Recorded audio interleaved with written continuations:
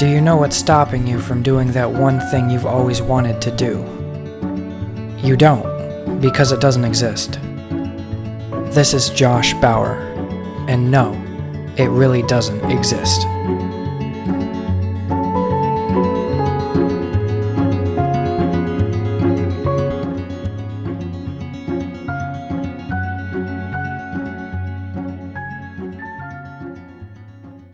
Making $100,000 a year in gross income at age 22 is not easy to do, and I think most people would agree with that, and that's definitely what I thought as well right up until I just did it. Now, despite me having a number of businesses and little side projects that I've been working on for the past couple years, none of them were responsible for this. None of them got me anywhere near close to this. In fact, it's kind of funny because they dramatically underperformed from what I expected them to. And that's not because the business ideas were bad. It's just because I've been very lazy, exceptionally lazy, compared to what I thought was going to play out. And, I guess I shouldn't say that I was lazy. I mean, don't get me wrong. There were definitely certain aspects of just pure lack of motivation, which played into me not being as successful with those things as I had hoped to be. But outside of the whole laziness thing, I think that it was more so just my priorities were shifted on many different things. And there are a couple examples I can think of. And maybe we'll go over them later. But overall, the way in which I got an income of $100,000 a year starting April 2025, which is right now, was very basic. It was I'm not going to say it was easy because it definitely wasn't easy, but the process was pretty simple, all things considered. And this wasn't super complicated. I listen to Dave Ramsey a lot. I've talked about him before. And Dave Ramsey has a couple key concepts that he talks about a lot. And one of them, and obviously this isn't attributed to him, this has been around forever, is keep it simple, stupid. And I think that when you're trying to make money, whether you're trying to accrue a lot of money, save it up, or you're trying to just increase your annual income, I think it can be easy to get caught up into complicated things. The stock market isn't that complicated. I mean, it depends on how deep you go into it. When I got into the stock market, I just started investing in the S&P 500 and leaving it there. If that's what you do, that's not too complicated. But there are other people like day traders and whatnot that get into all the intricacies of the stock market and trying to time it perfectly. And that stuff is very complicated. And there's a tendency for people to think that if you want to make a lot of money, you have to be extremely brilliant, and you have to understand a bunch of complicated things. And this really is why I do recommend Dave Ramsey, is because I had a wrong method of thinking about this stuff for a while. That if I wanted to be successful, I had to start an LLC, and I had to, when I say successful, I mean like just basically in monetary terms. Okay, obviously there's a lot more standard to success than just having money, but in terms of money is a pretty good foundation for a lot of other things that you want to be able to do, that I want to be able to do in life. So it's a good starting point when I measure success. And so I would assume that if I wanted to be successful, which I did I started an LLC in college, and I got into Amazon FBA wholesaling based on the recommendation of one of my friends, and she's doing quite well from it. And listen, some people can do it well, and I honestly did not put enough effort into it in order to know whether or not it really works, because like I said, I didn't push myself to the maximum potential of effort that I could have put into it. I think that if I had put a lot more effort into it, I probably could have been successful. I made a lot of sales. I sold in a month, I had a decent amount of revenue, but I spent more than I made on it, so I had no profit. That said, again, I was under the false impression that I had to do a bunch of complicated stuff, whether it be reselling stuff online, which is complicated. It might sound easy, if you buy something cheap and sell it high, but you have to realize that you are operating on certain platforms, and you depend on these platforms. So for Amazon, there's a lot of requirements that you have to constantly be meeting in terms of not having practices that violate their terms of service. For example, not soliciting positive reviews in your product, like when you ship out your physical product to them. The packaging inside of or like there can't be slips in there that says give us a 5-star review. You'll get banned on Amazon for doing stuff like that. You have to look at their buy box policy and try to adjust your pricing.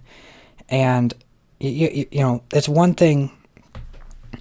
The pricing is more complicated, you know, on certain places like Amazon, because you have to price it to where you're making a profit. You know, you have to sell it for more than you're getting it for, but you have to also keep in mind all the fees that Amazon is charging you. Once you subtract out those fees, are you still making a profit? You know, you want to raise the price enough so that you are, and then you also need to keep it low enough to where you have a competitive price against everyone else. And you not only have a competitive price against everyone else, but you have to get the buy box if you want to get a lot of sales. And get the buy box means that when someone goes to that Amazon page for that product and they click the product, you are the one that comes up. And when they click buy now, you are the default supplier of that product, and your product is the one that's going to get shipped to them. Even though a bunch of different retailers might have that same product in stock, yours is the one that gets sent to them. This is a little bit of a tangent, but I guess my goal here is to just explain that it's not as simple as buying low and selling high. I guess fundamentally it is that simple, but you have to take a lot of other things into consideration, and you have to really know the game. You have to be working at it for a while, and I wasn't there at that point, and I had college and a bunch of other stuff going on, and I just was not in a mental headspace to become an expert at that. It was very complicated. Okay, so I kind of put that to the back burner. I started doing a couple other things. I considered starting a drone business at one point, and my reason for potentially wanting to do that is A, because I liked drones. I've always liked drones ever since I got one for Christmas when I was 13 or something. I've always liked drones. And I had this false assumption halfway through college, after I've already started working on the LLC, but before I really started getting into the business model itself of Amazon wholesaling. I had this false assumption that this was going to take off and start making me $100,000 a year or more, like $400,000 a year. I thought I'd really be able to scale it in a short amount of time, and that I would be making so much money that I obviously wouldn't have to have a 9-to-5 job. And so I thought to myself, well, I'm going to get bored, so what am I going to do? So I thought up, I know, I'll fly drones, and maybe it won't make me a bunch of money, but I'll enjoy doing it, and I'll go get to see different places and stuff. So, get to improve my skill set and video editing and all that stuff, which I don't mind doing in photography. I like photography. So I was like, yeah, that'll be a fun project, and it'll kind of put me into the aviation field a little bit, and I want to be a pilot eventually. So it all works out. But then the whole premise of that interest kind of failed, which is that I didn't have that underlying business income. So listen, you're here to know how I'm making $100,000 a year. And so far, I'm just telling you, this is all the complicated stuff that I had, I had come up with a convoluted plan as to how I'm going to get rich. And it didn't work out, because it turns out that when you think of complicated ways to get rich, they turn out to be, in fact, complicated. And in my case, it's not that I didn't have, I don't know, I think I probably could have been successful if I really devoted 100% of my energy and attention towards it. But I just had a lot of alternative priorities. I was in college, and I had a job that I would get home and I was tired every day after working. And so it's one of those things that's hard to break the cycle, because in order to make your business successful, you have to have time to put into your business. But in order to have time to put into your business, you can't have a bunch of other things like a 9-to-5 job going on. You can, but in my case, I was tired after that. But if you don't want the 9-to-5, then you need to have income from another source, like that business, which you don't have time to work on because you have the other job, which you can't get rid of because you need the money, which you don't have because you don't have that business in place. You see how it's a never-ending cycle. So if you're going to break out of that cycle, the only way for you to do it is to just ignore the fact that you're tired when you get home from work, and just force your brain into a mode, into a state of productivity, and try to work on it anyway. And that, I don't know, that's difficult to do, because I've tried it. It's definitely difficult to do. That's the first thing you can do. Or the second thing you can do is just rot in your current job and accept that you'll never get out of it. And that's probably not a good option. I guess what I ended up doing is a third option, which is said, okay, listen, all this other stuff on the side is fun, it's cute, and it's a good hobby, but I don't have the time necessarily to make it as good as it needs to be. Because if I'm going to put enough attention into something to make it an actual business rather than just a hobby, I considered myself to need more than just the scraps of hours that were left after my full-time job. I wanted more time to put into it. So I said, okay, this isn't going to work as a business. My chess sets, they're cool. My 3D printers are cool, but this thing isn't going to work as a business that's going to make me enough money to save up and quit my job and buy real estate and all that stuff. So we're going to have to think of something else. So what did I do? This is what I did. I said, okay, I need a better job. I need a job that just pays me the money. In other words, I said, forget all about all the business stuff. Forget about, I was never the type of person to think about day trading. I already knew that was too complicated. Some people want to go that level of complication. I never wanted to do that. But either way, I just said, even the moderate complication, forget all of it. I'm just going to simplify my life right back down to the basics. Focus on getting a full-time job that just pays very, very, very well. And so that's what I did. As of 2 weeks ago, 2.5 weeks ago, I guess you could say, I just got a job that pays an average of $100,000 a year, minimum of $85,000 a year, maximum, it depends on seniority, but the maximum is, I would say, up to $140,000 to $150,000 a year. But I don't anticipate making that because it's the good routes that you get on a job are basically given to the people in the seniority position. And obviously I just got hired, so I'm not high up there. But like I said, in a minimum is 85, and that's if you're basically just doing the bare minimum, which I'm going to be there a lot. So because I want to get this money in. So I anticipate this is going to be in $100,000 to $110,000 range for my first year.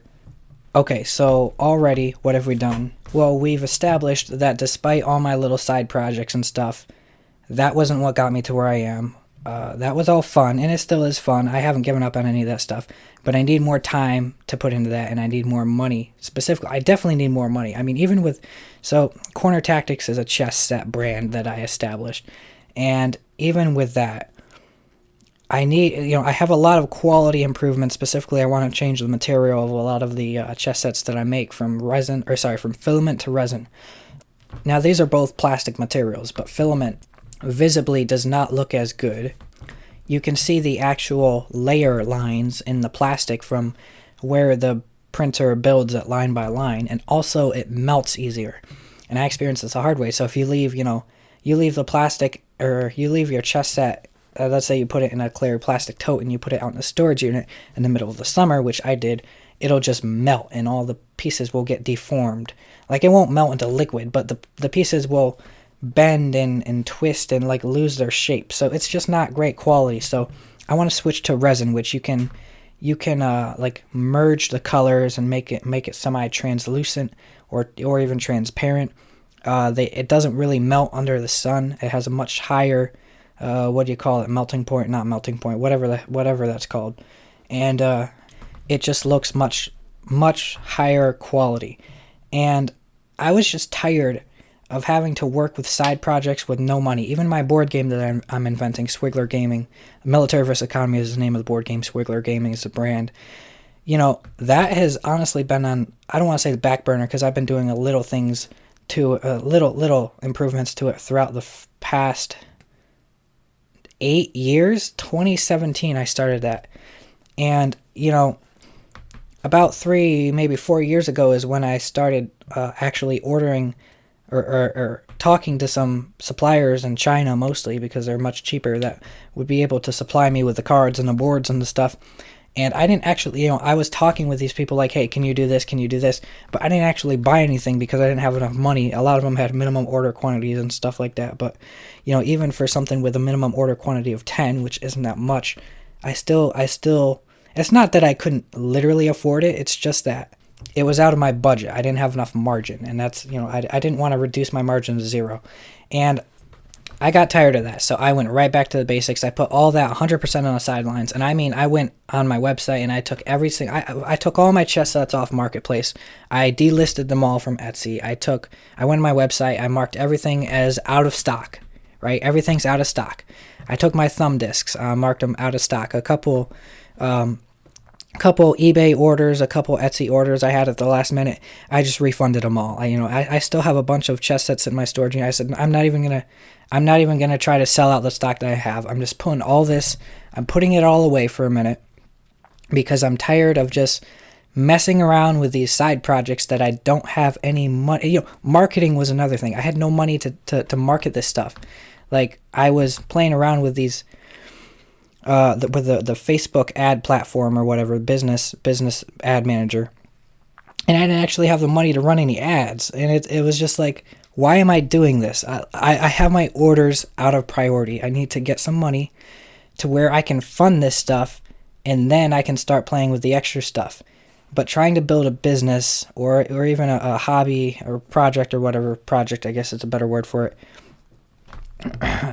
better than hobby, but project or business without any money is just extremely frustrating, and I got tired of it. And so I said, I'm just sidelining it all, going back to the basics. So we had an episode in the past about CDL, commercial driver's license, my attempt at getting it, and tractor trailers. And we also had an episode about the airport ramp agent position. And I recommend that you actually, I know we're 15 minutes into this, so I probably should have said this sooner, but I recommend you pause this and go back and listen to those two, CDL first and then airport if you haven't already, if you want the full proper context of this episode, just because they're going to be very relevant here. So spoiler alert, this job that I just got is a CDL job, and I am driving car hauler tractor trailers, and this is mostly local. Well, when I say local, I guess I should clarify. I'm based out of Buffalo, and the driving that I've done so far has been mostly Rochester, Syracuse, Utica, Binghamton. So I'm not sure, I guess you would call that local. That's like all the way across on the other side of the state. But that has just been for my training so far. It's I'm still in training, so I haven't actually gotten to the point where I'm driving my own truck by myself, and apparently when I do that, they might put me on actual regional, which pays more, so I'm happy with that. And that would be more like Maryland, Pennsylvania, New Jersey, New York City, Ohio, maybe Illinois, stuff like that. So that's what this job is. So there's the spoiler as to what I'm actually doing that's making me this amount of money. And the rest of this is going to basically be how I got here, because that's the interesting part of this, in my opinion. So first of all, I'm just going to say this is going to be nice. It's going to be nice just from a lifestyle perspective to actually have this increase in income. So my last job, I was making a hilariously low amount of money, but it was also the most fun job I've had in my life, which is why I took it. I worked for Frontier Airlines, and I was originally a ramp agent, and I became a loadmaster. They promoted me. Didn't give me a pay increase, but it's all good. They promoted me to a lot more responsibility, to where I was basically exclusively responsible for making sure for telling the pilot which bins all the luggage were in and how much fuel he had and all that stuff. Definitely stuff that could be important if that information was wrong, but nope, I got $15 an hour. It is what it is. Only 240 or so passengers' lives were at stake if I messed anything up there, but $15 an hour, more than enough for that job. It is what it is. That said, I've taken a number of pay cuts over the past, we're in April 2025, over the past year and a half, and it's kind of funny, because I did just about everything I did with complete disregard for money. And the reason I did so is because I had a higher picture in mind, and ever since I was probably 14 or 15 years old, I knew I wanted to be a helicopter pilot, and so kind of all the decisions I've made have been somewhat revolving around that, as well as other goals that I have and things I want to learn. For example, eventually I want to own real estate, and so I got into property management for a little bit. But that said, my pay cuts, and I posted this on my Instagram story back when I had Instagram, and I think this would have been like December or January that I posted this. My pay history went from $25 an hour when I first moved to Buffalo to $20 an hour after that when I left that job, which was meat distribution, retail job. I left that, and by the way, that paid very well for a retail job. And I left that, and I went into property management, and I was getting paid $20 an hour for that. And then I got fired from that job, and I ended up getting paid $17, $18 an hour at my next job, which was basically driving box trucks and distributing food all over Buffalo, which was fun when I was actually driving the trucks. And then after that, I got extremely bored because it was actually like basically they didn't have enough work there, and they just kept a bunch of people there, I guess because they didn't want to fire them or whatever it was. But like there was a bunch of people, including me in some capacity, that were really sitting around there doing nothing because there wasn't enough for us to do. I don't know if it was a slowdown or what it was, but I got tired of sitting there looking stupid and feeling useless, and I just left. And my next job, which was Frontier Airlines, I got paid 15. So I went from basically 25 to 20 to 18 to 15. I made like an Instagram story with all that, and put in there like the numbers, and it was funny. And most people won't do that, but a lot of people don't even publicly disclose what they get paid. Usually because either it's embarrassing or it is what do you call it? Not arrogant. Boastful, I guess. There's a specific word I'm looking for. I can't think of it off the top of my head, but it's like showing off when you tell people what you get paid a lot of times. And but the thing is, back when I was making 15, I didn't care. And at that time, I had no idea that I'd have this new job paying a lot more. But I knew that was not the peak of my career for sure. And so, I kind of laugh about that type of thing, and that I kind of purposely, I guess you could call that intentional public humiliation, because I thought it was funny more than anything else. And I thought it was so amusing that, and that's kind of why I did it, because it's not often that somebody takes that many sequential pay cuts to go from 25 to 20 to 18 to 15. It's just, it was so funny that I just had to make a joke of it publicly, or make a joke of myself, like, hey, this is how successful I am, definitely do what I do. But, like I said, the reason for those series of transitions were because I, as you can clearly tell, did not really regard money as much of a factor when I made those decisions.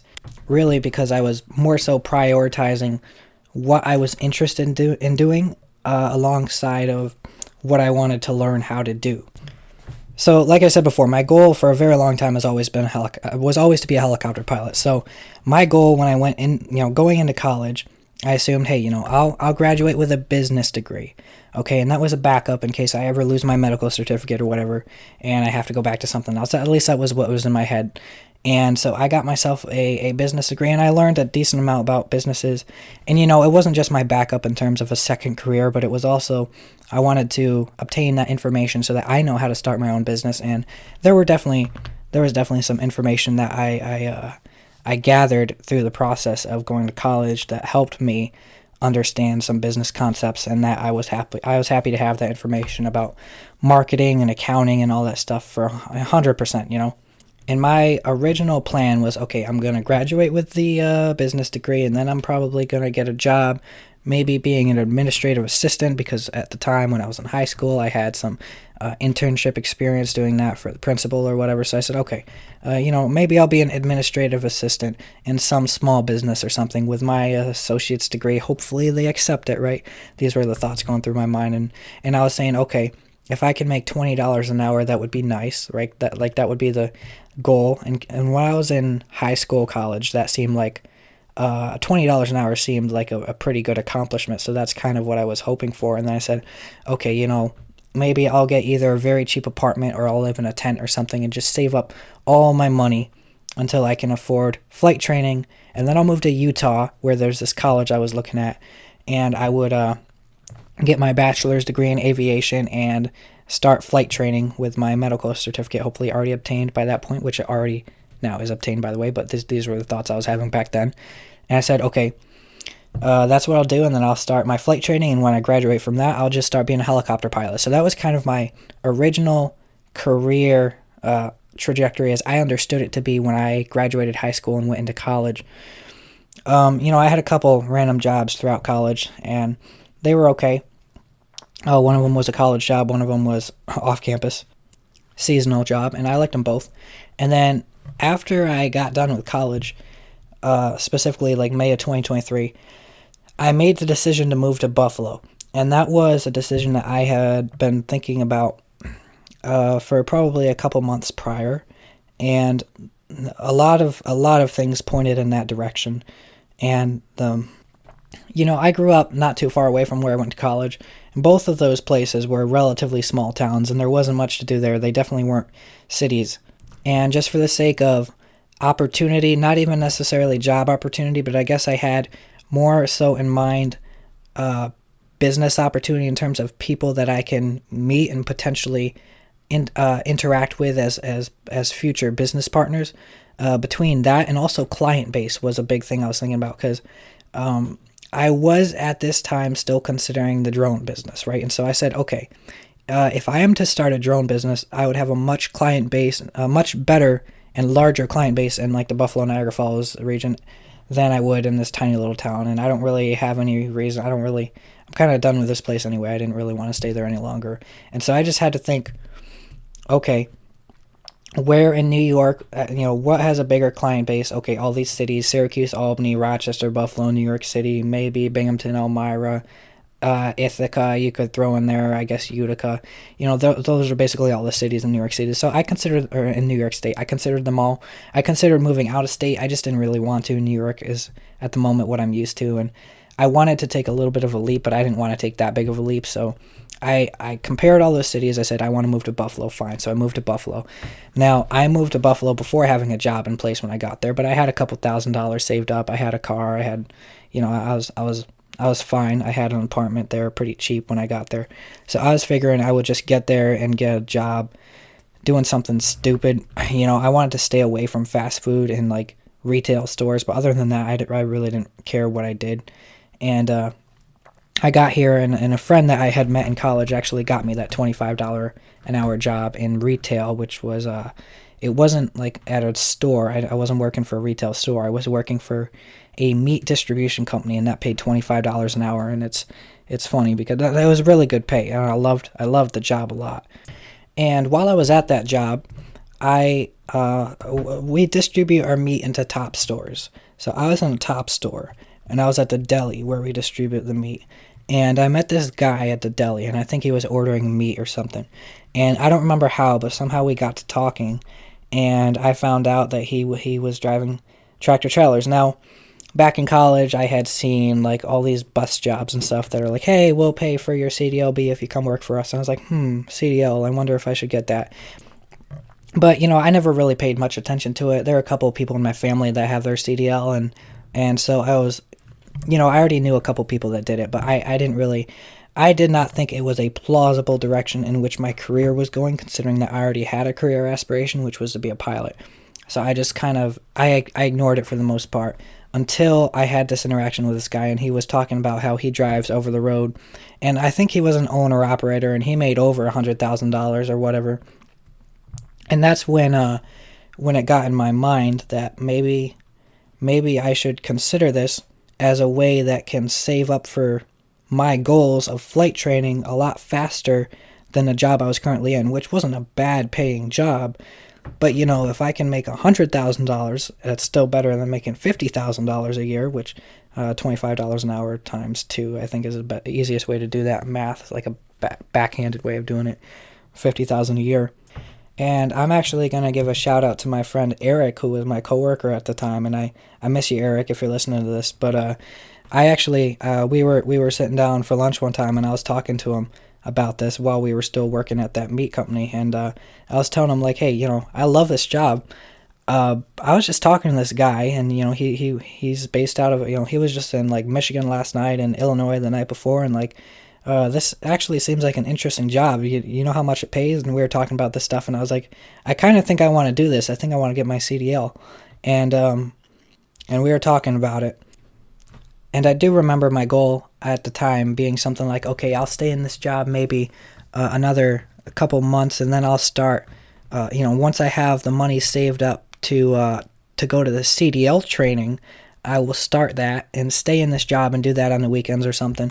And once I have my CDL, after maybe a couple months of the training and passing my road test, I will go and I'll start doing what he does, and I'll start driving tractor trailers.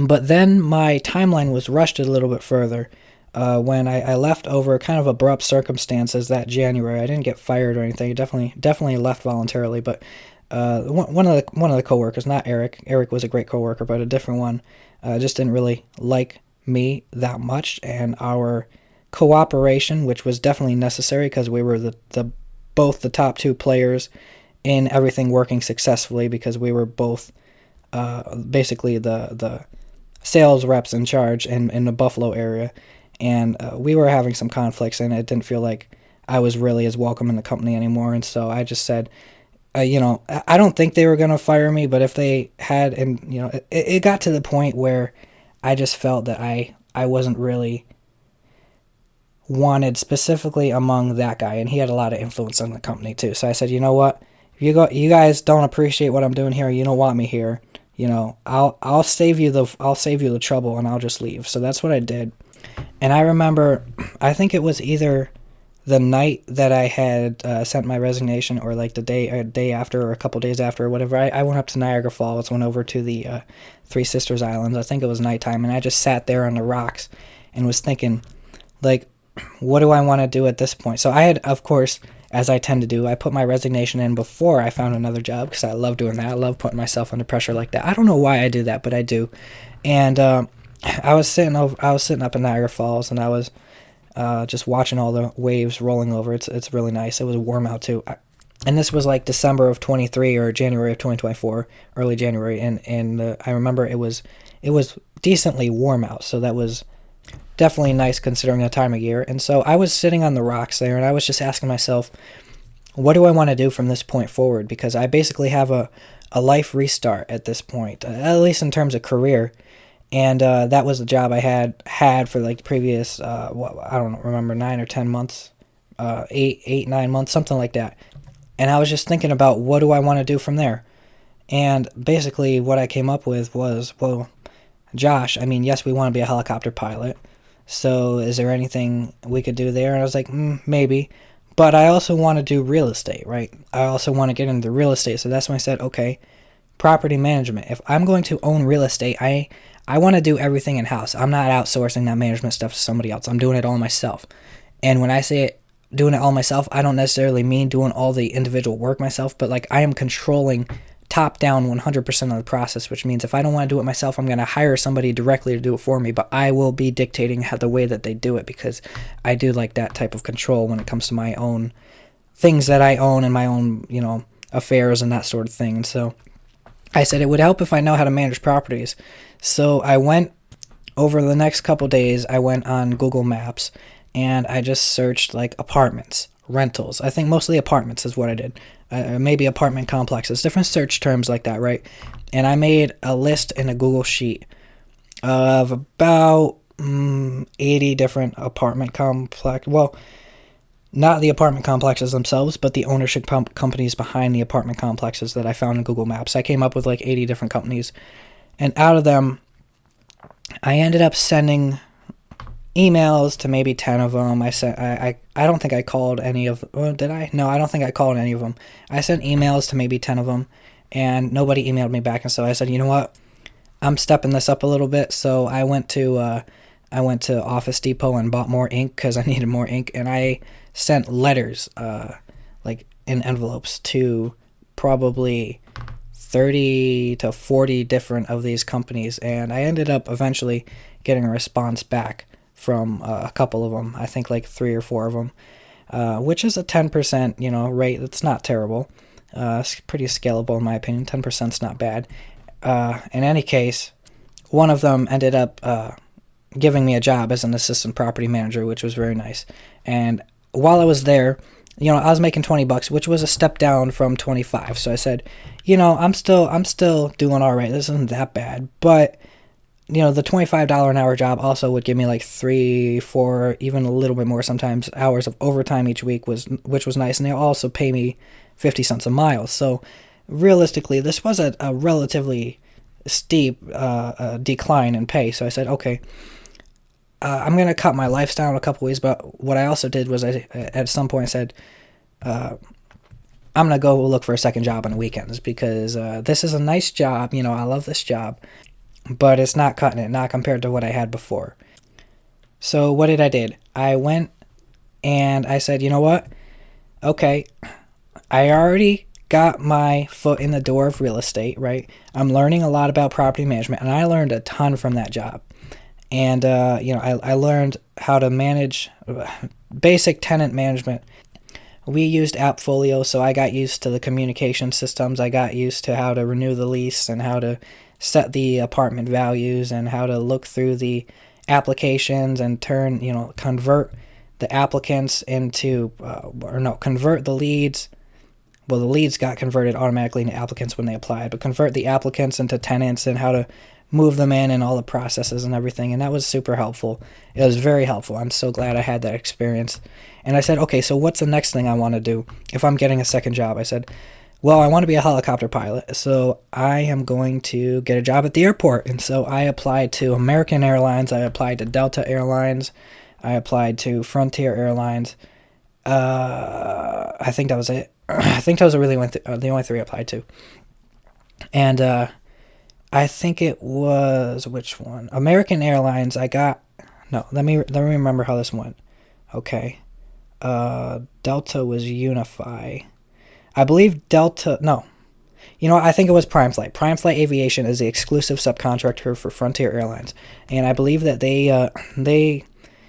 them and I bounced calls back and forth a bunch of times, and by the time we actually got in contact with each other, they had already filled the spot. So, oh well. And then American Airlines gave me an interview. So I went in for an interview.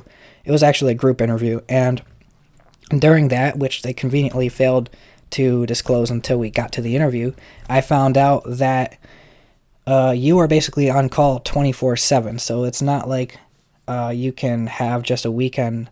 And it advertised in the listing part-time, so I don't know why they did that. But whatever. That didn't, it didn't go past the interview because I would have had to be available any time throughout the week or weekends or the weekdays, obviously, that they needed me, and I had a full-time job on the weekdays, so that wasn't going to work. It would have conflicted with my first job. So Frontier got back to me, but because we were dodging phone calls, whatever, it didn't work. And then American Airlines, they were too restrictive, so that didn't work. And so I said, all right, I'm done with the airport. Well, what's the next thing I'm interested in? Well, I want a CDL job, so maybe I should learn how to drive trucks. That's not a bad idea. So I started looking for some truck driver jobs, and I found this food distribution company down in West Seneca, and I ended up working for them. And like I said, that was decent, and they paid $18 an hour. And so for a good 3 or 4 weeks, I was working. I did not have a day off because I worked 5 days a week in property management, and then I worked the weekends, 8 hours a day on the weekends, or more, 9, 10 hours a day on the weekends, driving trucks around. And then when I got fired from the property management company, I just went full-time with driving a truck, so I started working 6 days a week.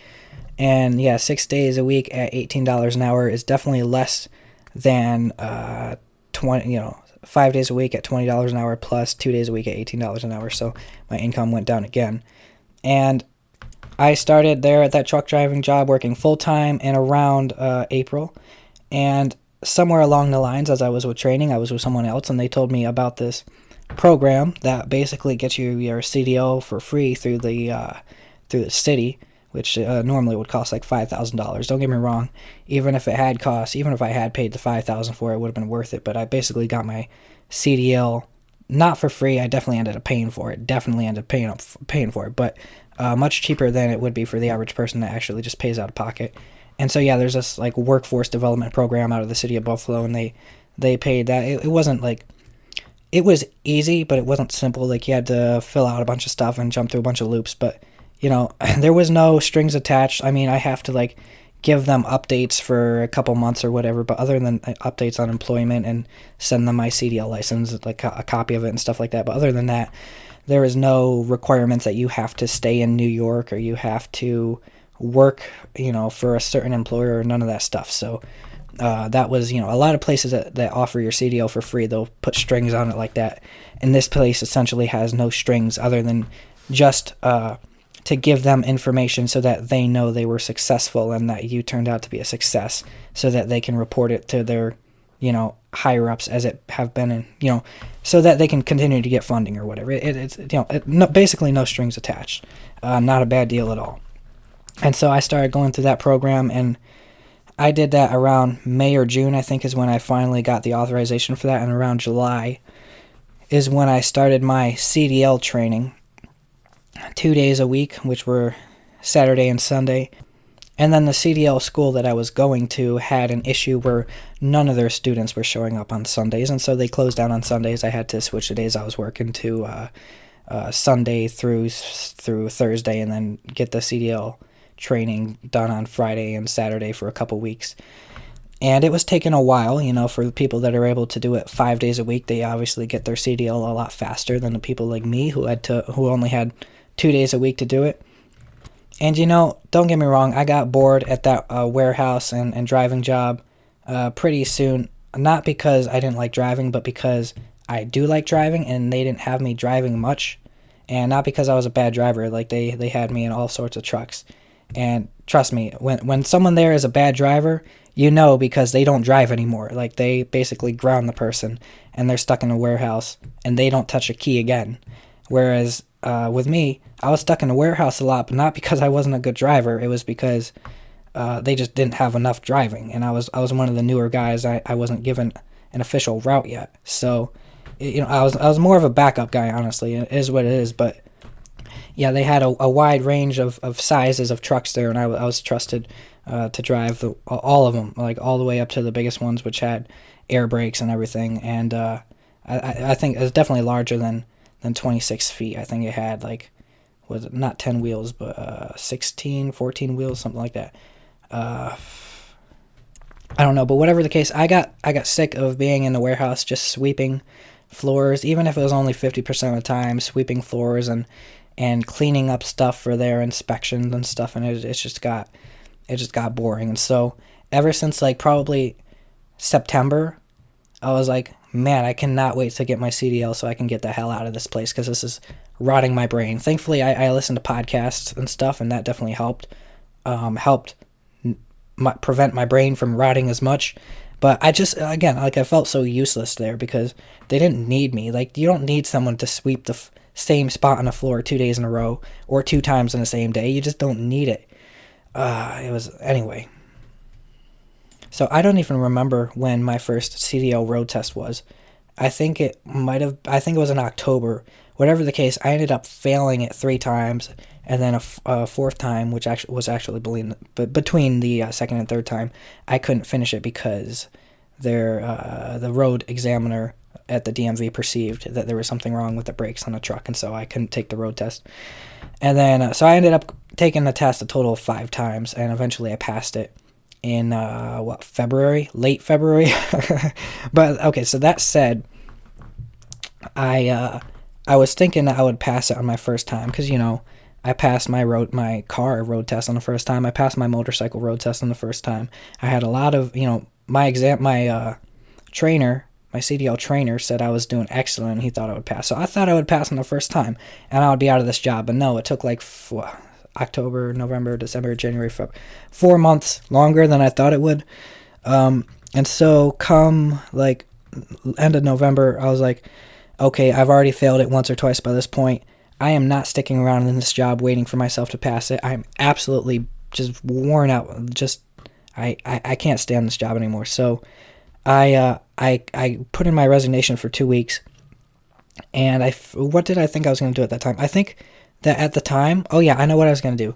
I was going to try to get a forklift or warehouse job at a company that also had CDL tractor trailer jobs available, so that I could start driving a forklift, and then once I get my CDL, I could start driving tractor trailers in the same company and not have to move again. But that's not quite what happened. And again, this was another example of me, by the way, quitting before I had something lined up, because that was my theoretical idea of what I would do, but I didn't actually have any companies that had offered me any jobs at that point, so I was just going to figure it out as I go. And I also at that time, I was broke. Unlike the first time that I quit without having without having a backup in place, because at that time I had a couple $1,000.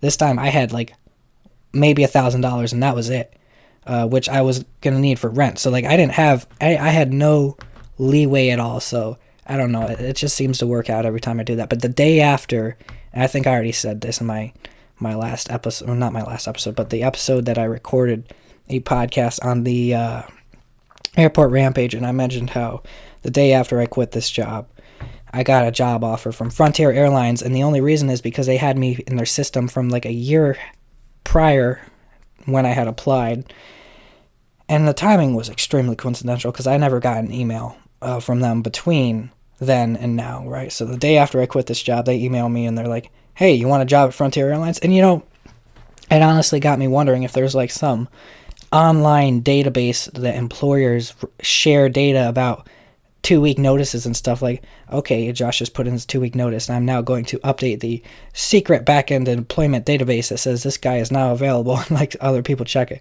But no, when I got to this it wasn't even an interview really, it was more an onboarding at Frontier Airlines. The lady who emailed me was like, no, we didn't know any of your circumstances or anything. You were just next up on the list, and we needed someone. So yeah, that was crazy coincidental.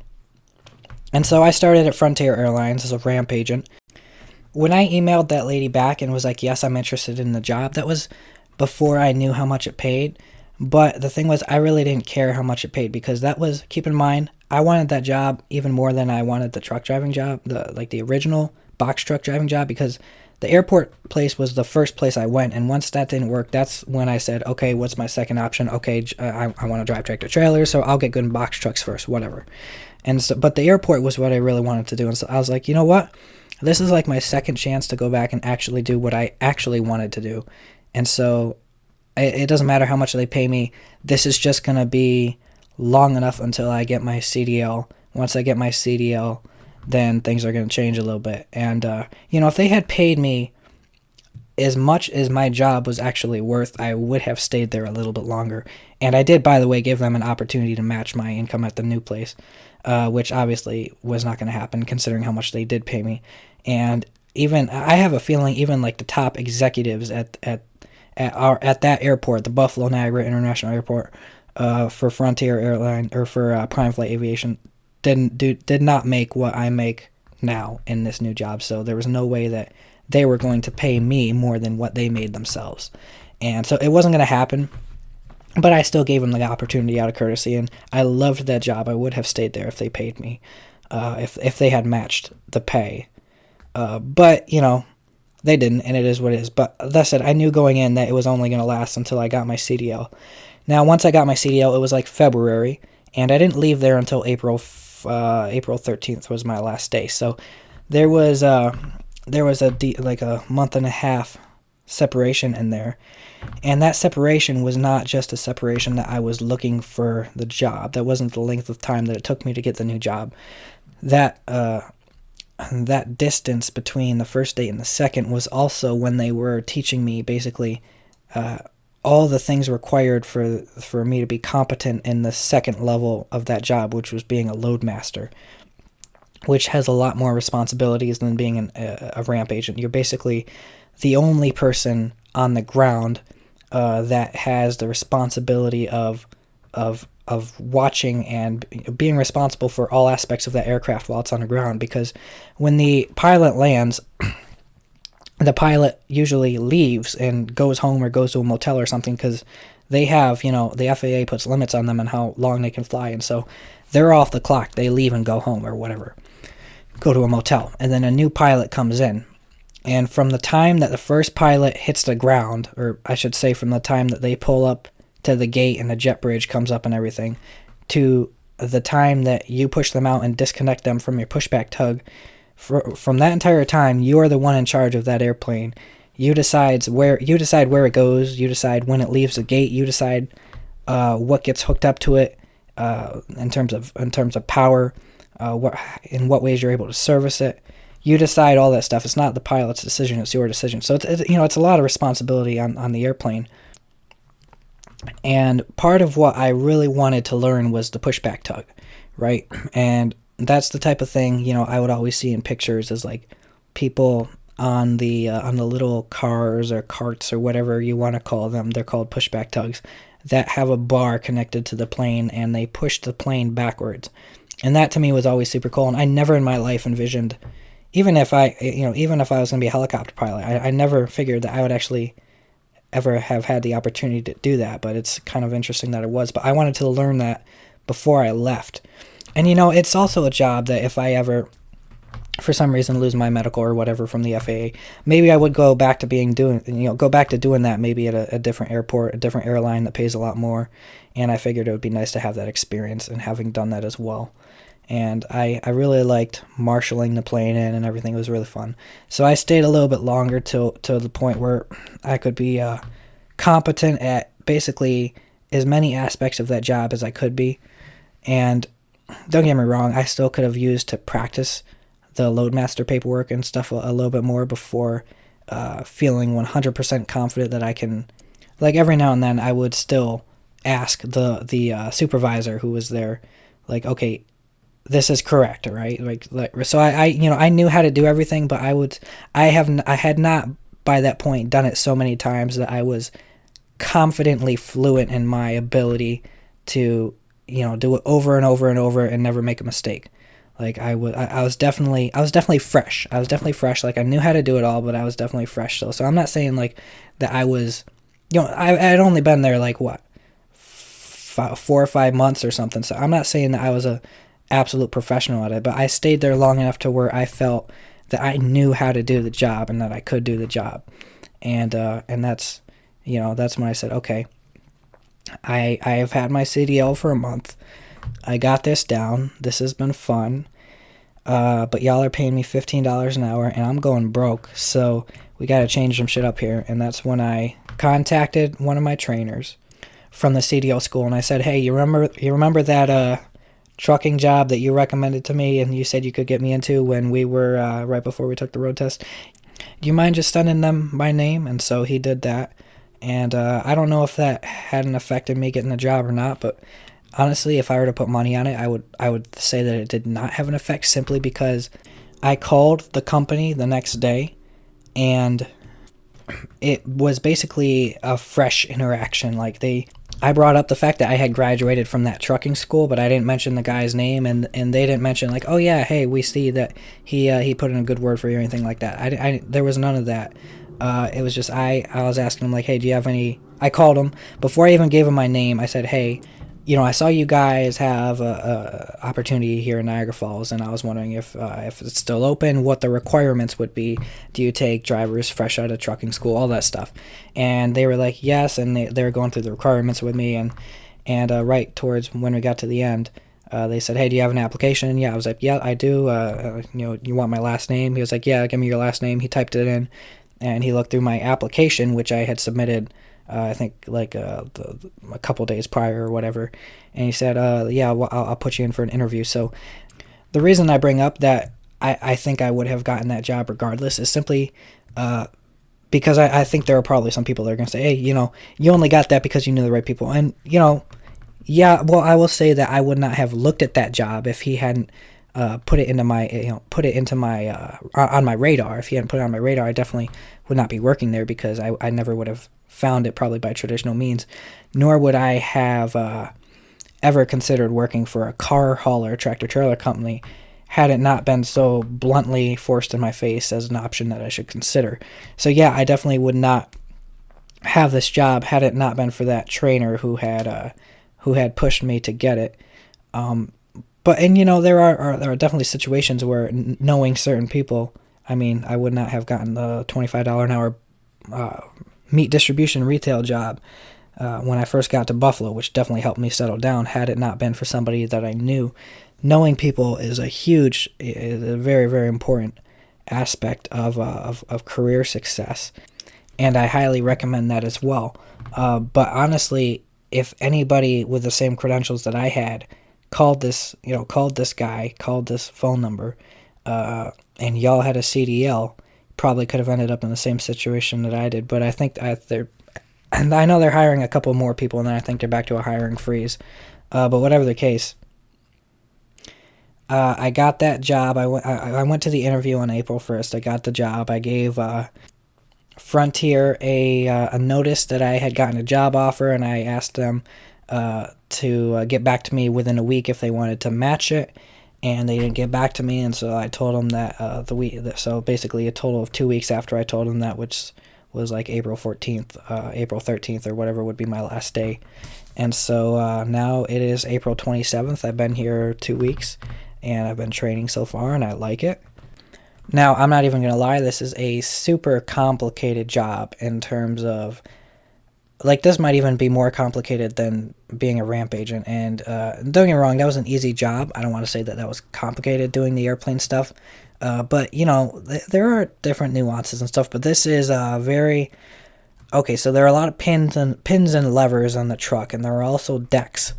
And you have to make sure that the cars do not hit each other. You have to give proper spacing between all the cars. You have to have them all, you have to have the length be less than a certain amount, because I think that the DOT has restrictions. Well, there's no I think about it. The DOT does have restrictions on how long the tractor trailer can be.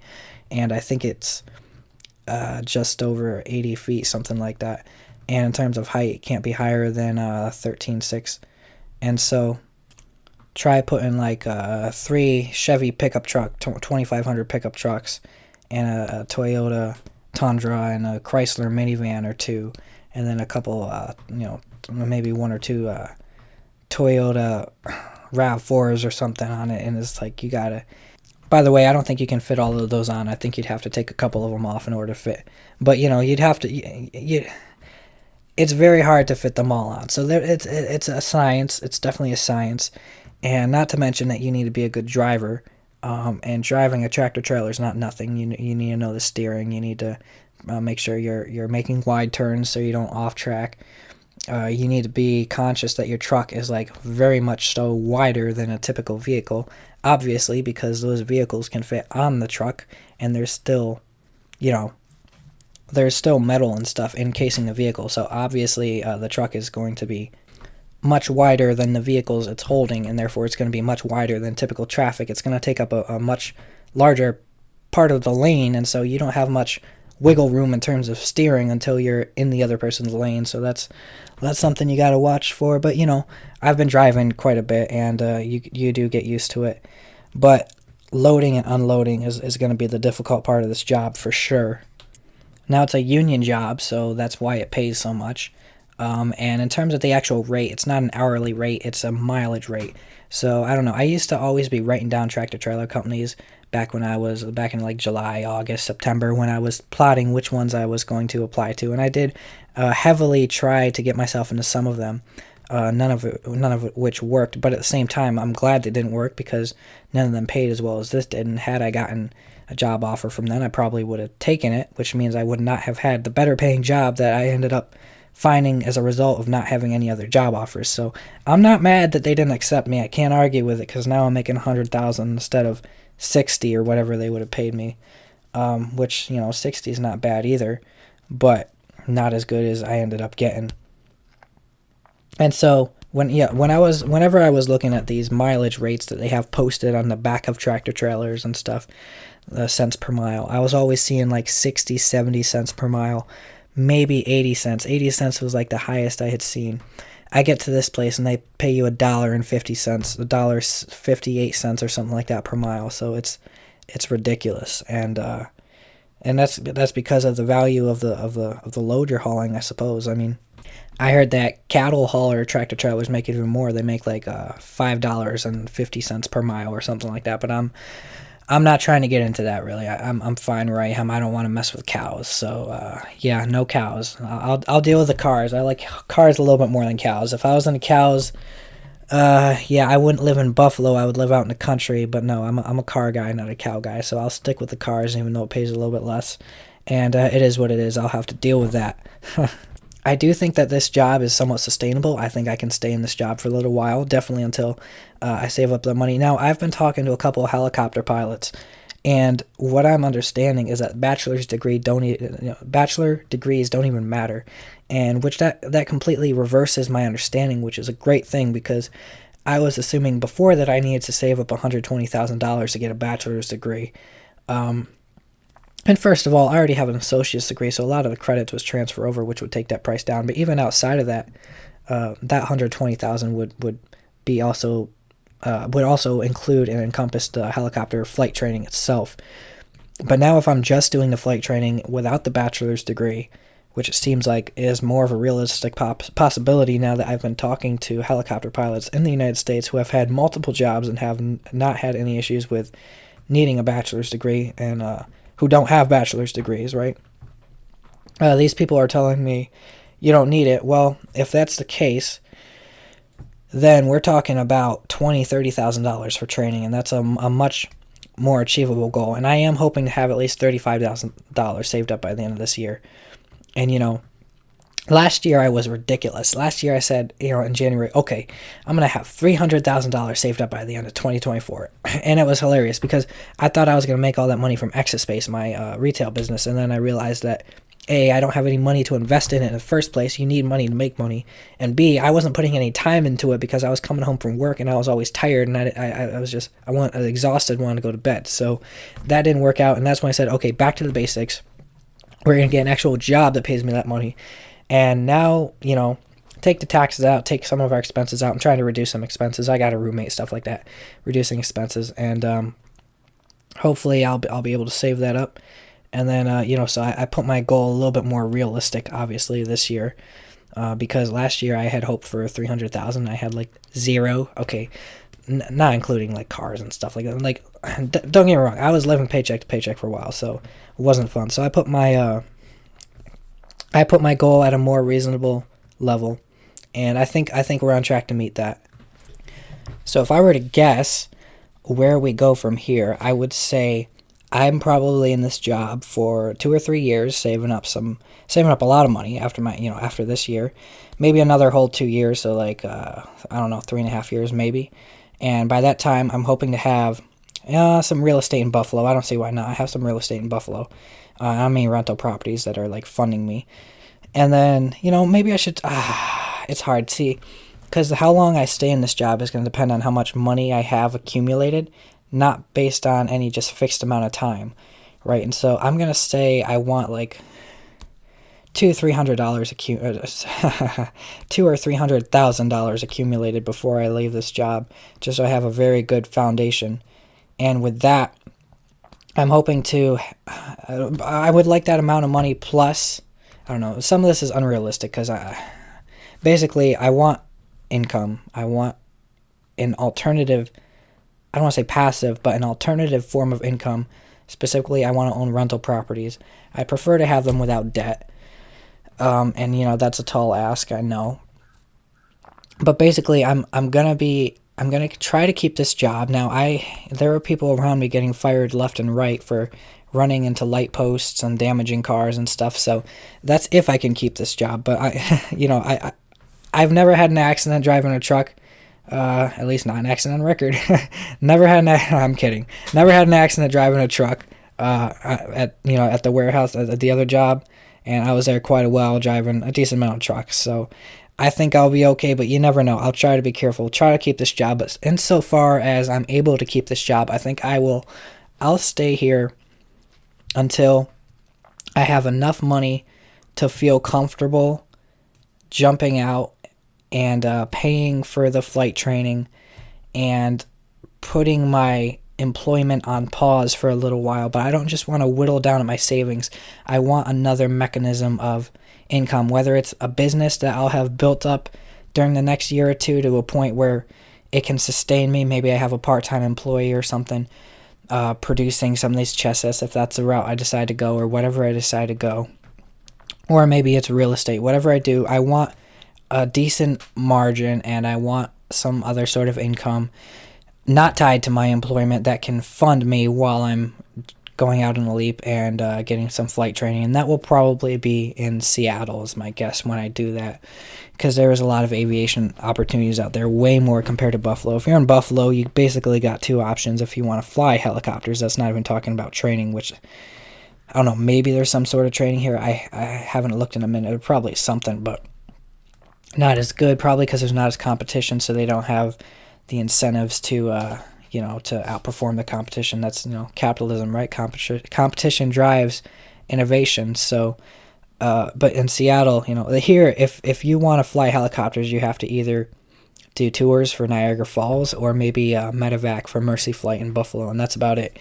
Whereas in Seattle, you got all sorts of things, all sorts of industrial utility, everything. So, and that's not even mentioning Alaska. I've considered Alaska as well, which is not really close to Seattle at all, but kind of geographically, when you think about it, they're all way out there together, but they're definitely very far apart still. But when I think of Alaska and Seattle, I kind of lump them both together into one geographical location, which again is not very accurate when you actually look at them on a map. But when I think of them, I just think of, Seattle kind of being the base and Alaska just being the whole mass of country land that extends out of it. Like, this basically, they're all in one district. I don't know. It is what it is. That's just the way I think of it. So there's a lot more flying opportunities in Seattle. There's a lot more training opportunities in Seattle. That's probably where I'll end up going.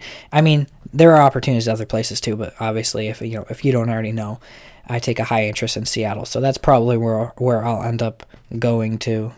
But yeah, so I'm just gonna have to see what I'm able to do in these next 2 years in terms of saving up the money that I make, and in terms of investing it into the appropriate places, be that real estate or businesses, and not just putting it into an endless hole.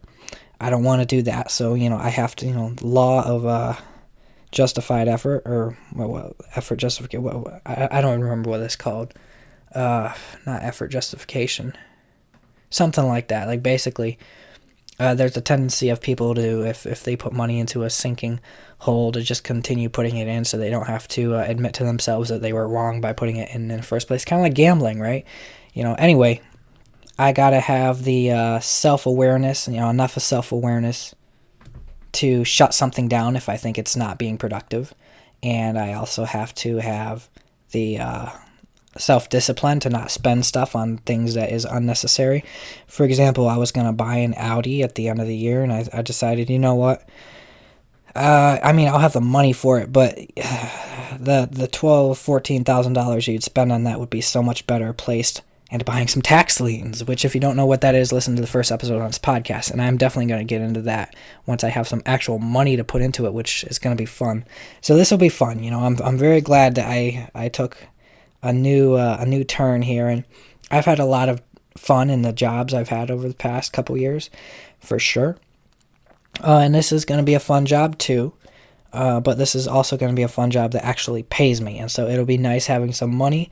I think that having some money, I'll be able to do a lot more than I've been able to do without it, and so we're going to see how that works out. Now, let's bring this full circle back to the topic of the actual podcast, which is it doesn't exist. And if you go back and listen to the introduction of this podcast, you'll remember that I had two different interpretations of that in the context of what it would mean in this podcast. The first being that you can't perfect something that doesn't exist. That is what it is. I'll leave that at face value for now. And the second being that the obstacles that you perceive to exist don't actually exist in their own. They're in your own head, okay? Are they in your own head? No, the obstacles themselves, if you think you have an obstacle, listen, you have the obstacle. But the idea that you cannot get around the obstacle is what's in your own head. That's in your own head. And, if you can't get around it in one way, then get around it in another. I don't know. I mean, I failed this road test 3 times. That wasn't fun, and I had to keep paying to go back. And I had to keep it. This was a long process. It took, from the time I applied to that city program, I started that in like May. So May, June, July, August, September, October, November, December, January, February.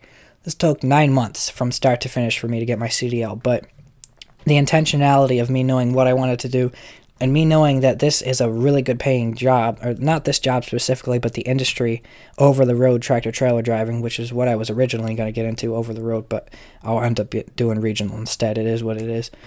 Pays very well, and I knew that, and I chased it, and I got it, and it was pretty easy. At 22, I have no previous experience. They didn't require previous experience. They just required that you graduate from a accredited CDL driving school, which I happened to. And no accidents and stuff like that, and I was good there. But yeah, again, going back to the start, $100,000 a year is, something that don't get me wrong, there are a lot of people that make more than it, and I'm not overstating how much it is because, you know, over the course of my life, I certainly hope I end up making more than that. However, when you look at the average person, that's a decent amount of money. And so, how is it that this 22-year-old over here with literally nothing and, with a college degree, and by the way, I have an associate's degree, not even a bachelor's degree. The requirement for the job that I just got is that you have a high school diploma. You don't even need an associate's degree. So, someone's looking at me, but how did this 22-year-old get a $100,000 job? And all he had, yeah, I didn't even pay for the CDL. So it's just hilarious. It's honestly hilarious because from the outside looking in, it looks like I just perfectly fell into this slot, but that's not what happened. I was looking at this from miles ahead, right? From miles ahead, from the point where I said, this guy has a CDL. That's interesting. He makes this much money. I was, at the deli counter at that top store, thinking these thoughts through in my head, talking with my coworker about it. And from that time to when I left that job and intentionally got in the property management job, that was intentional, and that's going to pay off in the future too. Trust me on that. And then when I got fired, I said, okay, I could have done anything. I could have done anything. I said, okay, first I'm going to try out aviation. That didn't work. What was my second thing? I said, okay, I'm interested in CDLs. I'm going to get 9 months of driving experience under my belt. And by the way, I would not be as good of a driver right now, driving tractor trailers, if I had not had that foundation of driving box trucks. Pretty big box trucks for 9 months, a lot. And who knows, I might have crashed already if I hadn't had that experience. You never know. So, that was big. And my point is, the 50,000 foot foresight that I had that, okay, I'm going to do CDLs to get me money to save up for flight school. CDLs. I'm going to get my CDL to get a tractor trailer job to save up money to get into flight school. No, I did not just fall into this slot. I intentionally got a box truck driving job, which gave me the confidence to know that I could drive tractor trailers. And I started earning my CDL. I failed my road test 3 times. And took it a total of 5 times before I passed it. Stalled a bunch of times throughout that, and a couple other things. And by the way, the CDL, the tractor trailer school that I originally started going to, shut down halfway through, so I had to completely find another tractor trailer school during that time. And even though I got the original training for free, I had to pay the second one for all the stuff that they did for me, which basically was just giving me another 2 road tests.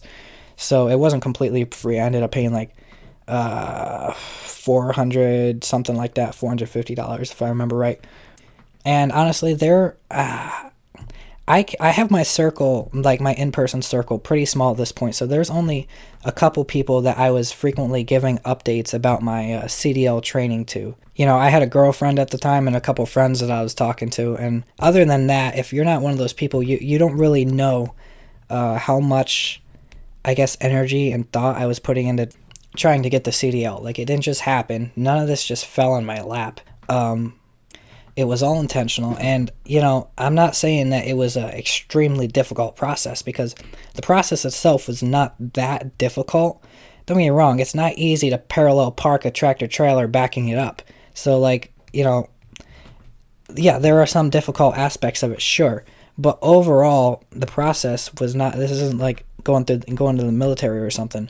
The part of this whole thing that most people don't do, or that most people, I guess, in my experience, don't put the attention or energy into doing, it doesn't even have to do with the difficulty of the task.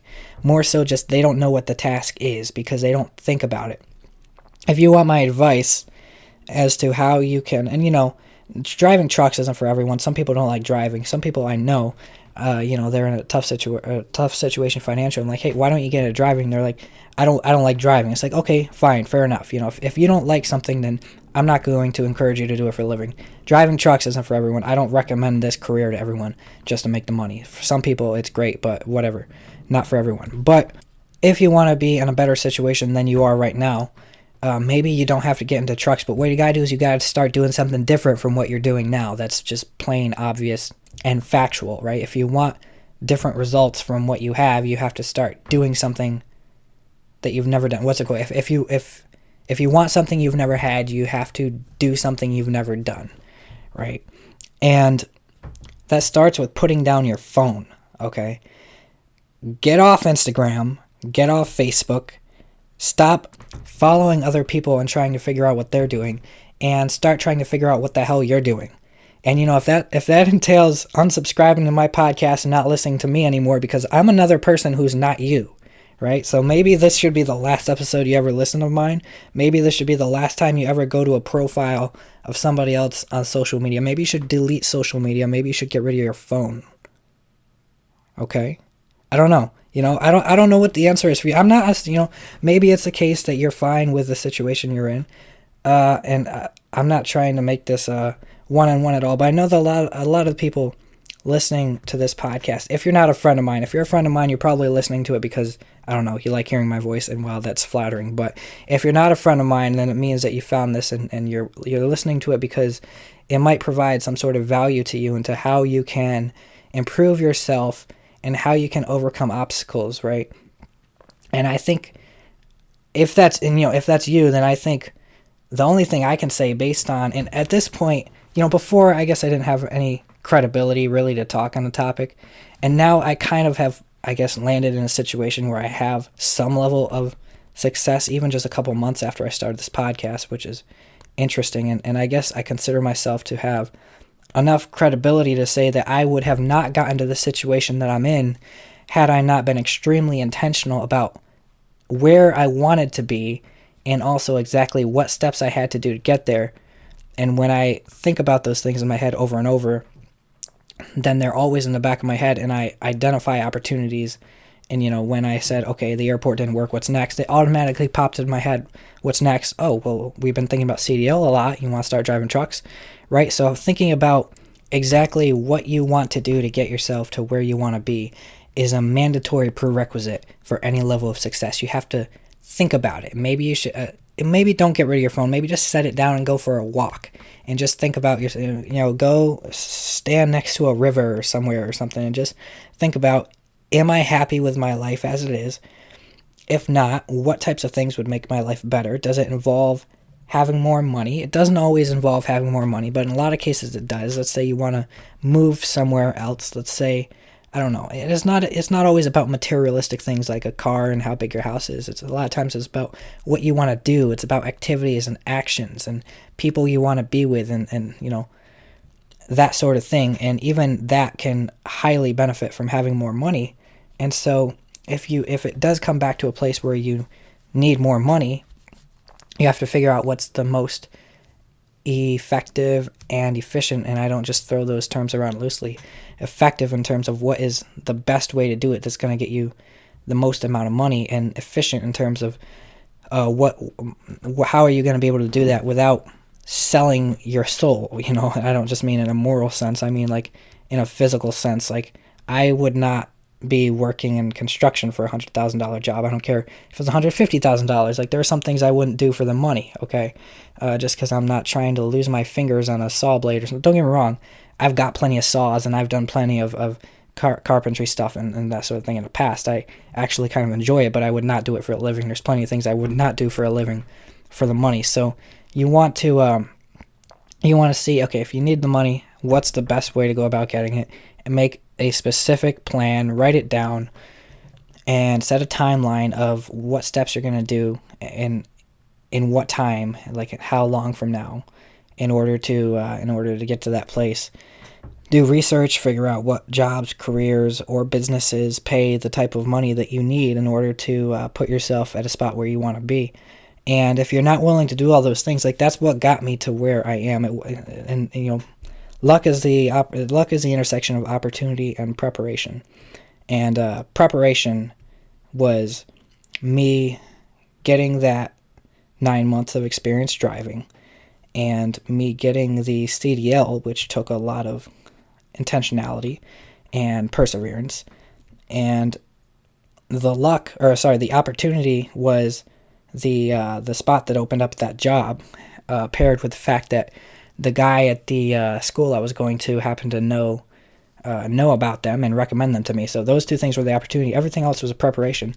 The preparation is the only thing that you can do to give yourself a good outcome. The rest, the opportunity is out of your control, but the preparation is in your control. And in my case, I didn't know I would be hauling cars.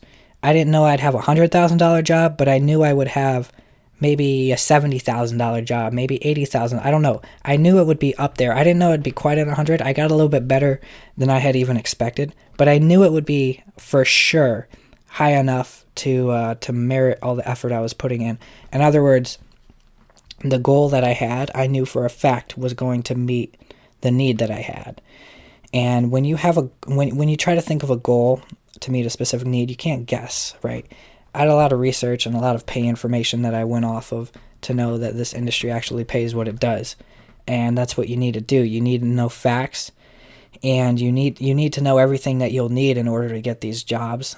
And when I say these jobs, I'm not referring to trucking jobs. You don't need that much for them. You need a CDL. Some cases 6 months of experience, but not in all cases, obviously, because I don't have that, not for CDL jobs.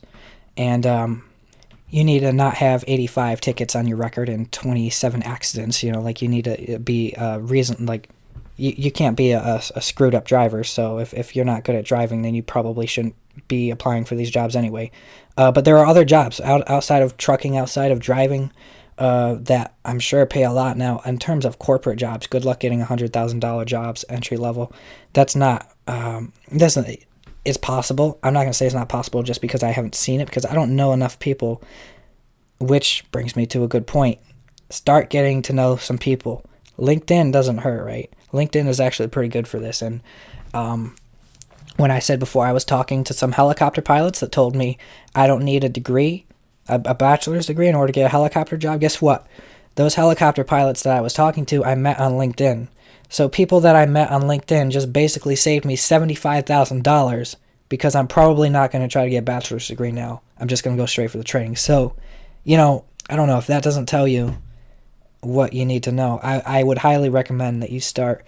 And, when I first got on LinkedIn, I used to only accept connection requests from people I knew, and I used to only send them to people that I knew.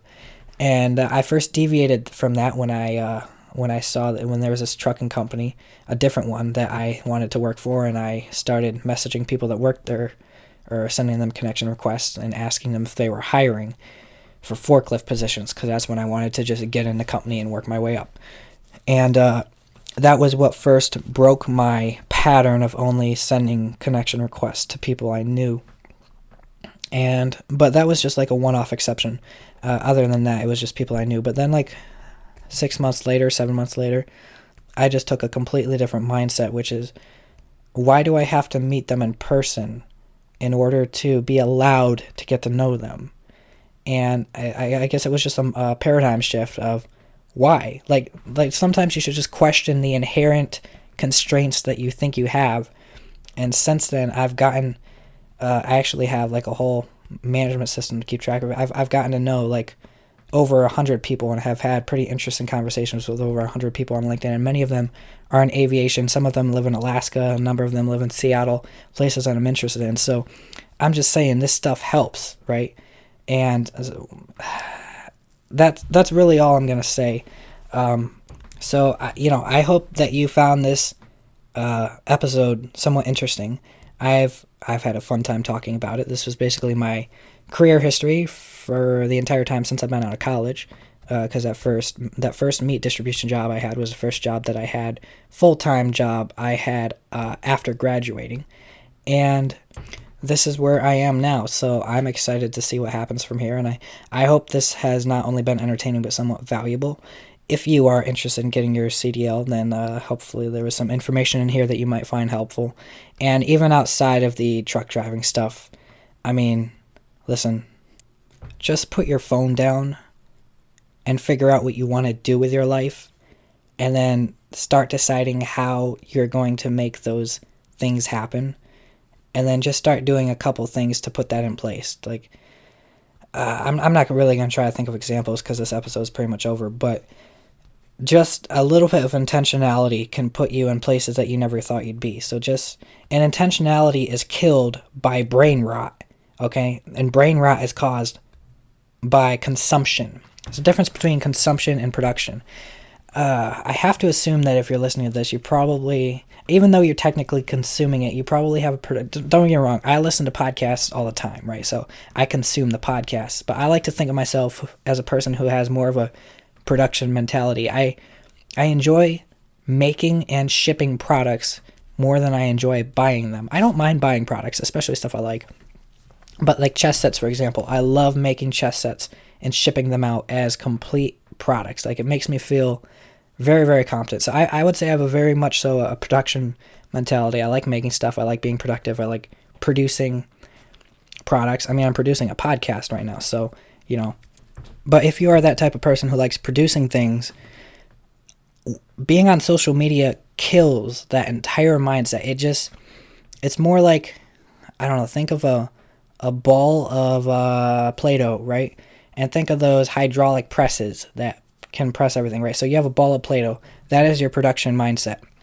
Now put that on the hydraulic press, condense the hydraulic press, and imagine that ball of Play-Doh as it's squished between the two platforms. It's just flat. There's nothing there. It has no way to move, no way to do anything, right? That's like what social media does to your brain. It just condenses it to the point where it is not allowed to do anything else other than consume.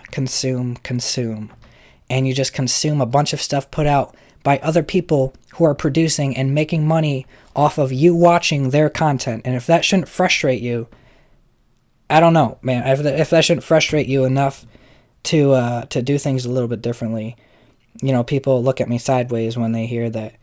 Well, first of all, I left Instagram for a whole entirely different reason, which listen to one of my last episodes and you'll get that. But even before that, I didn't have the app installed on my phone. I've stopped using. I haven't used TikTok since 2020. I haven't used Snapchat since like 2021. A lot of those are like teenager apps anyway. But even Facebook groups, or Facebook itself, just all together. I've already covered this in other episodes. But just if you want a actionable step one, get away from social media and start just thinking more.